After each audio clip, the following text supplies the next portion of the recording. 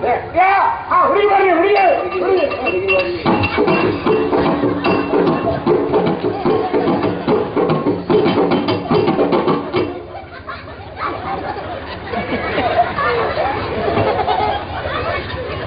ನೆಲೆ ಆಗ್ಬೇಕು ನೆಲೆ ಆಗ್ಬೇಕು ನೆಲೆ ಆಗ್ಬೇಕು ಅಲ್ಲ ನಾನು ಅದನ್ನೆಲ್ಲ ಯೋಚಿಸುವುದು ನಾರದರಿಗೂ ತಲೆ ಸರಿ ಇಲ್ವಾ ಮತ್ತೆ ಇಂಥ ಹುಡುಗಿಯನ್ನು ನಮ್ಮ ಮಹಾರಾಜರಿಗೆ ಹೇಳಿದ್ದಾರಲ್ಲ ಆ ನಾರದರು ಎಲ್ಲಿ ಹೋದ್ರು ಅವರನ್ನು ಹಿಡ್ಕೊಂಡು ಬನ್ನಿ ಸ್ವಾಮಿಯೇ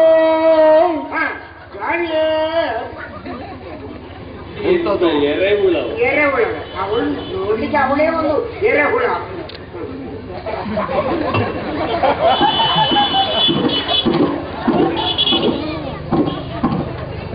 ಎಂತದ್ದು ತಮಾಷೆ ಮಾಡ್ತೀರಾ? ಮಂತ್ರಿಗಳೇ, ಇನ್ನು ನಿಮ್ಮ ಮಂತ್ರಿ ಪದವಿ ಎಷ್ಟು ತಿಂಗಳುಂಟು?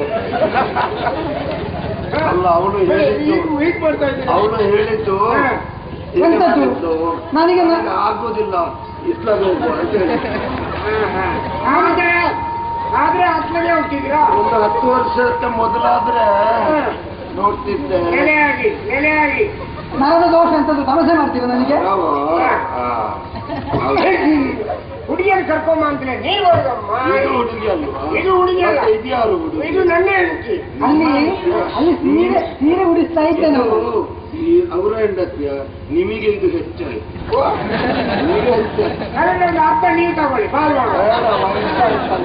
ವಯಸ್ಸಾದ್ರೆ ಅರ್ಥ ತಗೊಳ್ಳಿ. ವಯಸ್ಸಿಗೆ ನಾನು ಹೇಳಿದ್ದೇನೆ ಮದುವೆ ಮಂಟಪಕ್ಕೆ ಬರುವುದಿಲ್ಲ, ನಾನು ಚಂದ ರೂಪವತಿ ಎಲ್ಲರೂ ನೋಡ್ತಾರೆ ಅಂತ. ಯಪ್ಪ ಎಂತ ಚಂದ ಅಂತಂದ್ರೆ ಹೇಗೆ? ಇದು ಬಾವಳಿ ಚೀಟಿ ಬಿಸಂಗ ನಿಮಗೆ ಇದು ಅಡಿಕೆ ಎಂತ ಅಡಿಕೆ ತೋಟಕ್ಕೆ ಮದ್ದು ಬಿಡ್ತೀರಾ? ಇಲ್ಲ, ಅದು ಕುಟುಂಬದ ದೈವ ಬೇಕಲ್ಲ.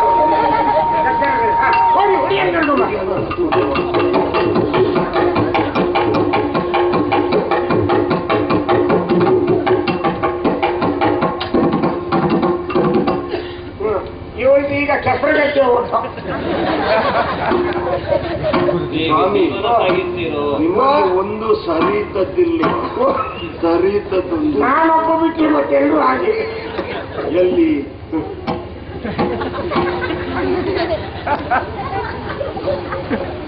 ಆಗುದಾದ್ರೆ ಒಂದು ಹೊಂದಾಣಿಕೆ ಮಾಡಿಕೊಂಡು ಹೋಗಿ, ನಂದೇನು ಆಕ್ಷೇಪ ಇಲ್ಲ. ಎಲ್ಲಿಂಟು ಅಂತ ಕೇಳಿ ಹುಡುಗಿ ನೋಡಿ ಇದೆ ಹೃದಯ.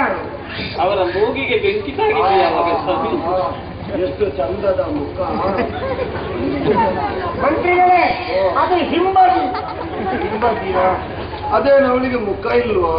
ಇಲ್ಲ, ಅದು ಹಿಂಬದಿ, ಇದು ಮುಂಬದಿ. ಈ ಮುಖಕ್ಕಿಂತ ಅದು ಹಿಂಬದಿಗೆ ಆದಿತ್ತು. ತಿರುಗಮ್ಮ, ತಿರುಗೆ ಹಾಗೆ.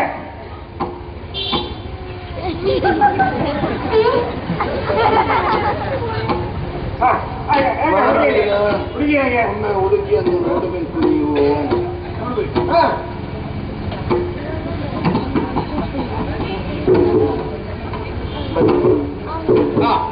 ಯಾರಾದರೂ ಹೇಳಿದ ಮೇಲೆ ನಾವೇನು ನೋಡ್ಲಿಕ್ಕಿಲ್ಲ, ಆದ್ರೂ ಮದುವೆ ಆಗುವವರು ನೀವಲ್ವಾ? ಯಾಕಂದ್ರೆ ಅವರೆಲ್ಲ ಜ್ಞಾನದ ಕಣ್ಣಿನಿಂದಲೇ ನೋಡಿ ಹೇಳುವುದಲ್ವಾ?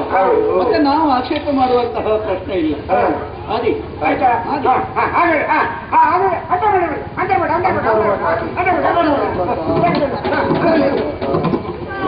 ಅಂತರ್ಗತ